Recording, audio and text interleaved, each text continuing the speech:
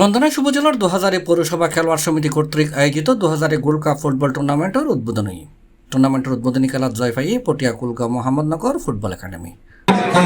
এই পাশে আমাদের মোহাম্মদনগর ফুটবল একাডেমির প্রিয় ভাইয়েরা রোহিত সহ জানুয়ারির 18 তারিখ শনিবার বিকাল উপজেলার 2000 পৌরসভার সাঙ্গু নদী তীরবর্তী মারান্নাজি অনুষ্ঠিত খেলাত মোহাম্মদনগর ফুটবল একাডেমির ট্রাইবেকারান্নাজি পতেঙ্গা ফুটবল ক্রীড়া চক্রে পরাজিত করে পটিয়া কুলগাঁও মোহাম্মদনগর ফুটবল একাডেমি। খেলান্নাজি ম্যান অব দ্য ম্যাচ নির্বাচিত বিজয়ী দলের গোলকিপার আনিস।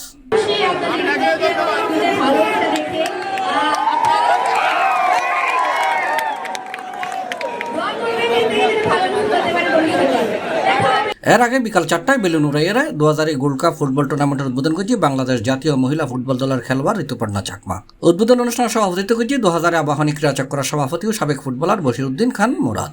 এ সময় উপস্থিত আছেন 2000 প্রেস ক্লাবের সভাপতি নাসিরউদ্দিন বাবলু, 2000 আবাহনী ক্রীড়া চক্রের সাধারণ সম্পাদক সাবেক পৌর কাউন্সিলর শাহ আলম, বাংলাদেশ জাতীয় ফুটবল দলের সাবেক খেলোয়াড় আশকর খান বাবু, শওকত খান সাকু, 2000 ফুটবল খেলোয়াড় সমিতির সদস্য মোহাম্মদ ফেরদৌস, মোহাম্মদ মামুন, মোহাম্মদ ওয়াসিম, শিমুল, আরিফুল ইসলাম সুমন, এনাম, শিপন, মুহিম বাচ্চা, মাহাবুব, রিপন, আবুল হাসান সহ আরও অনেকেই।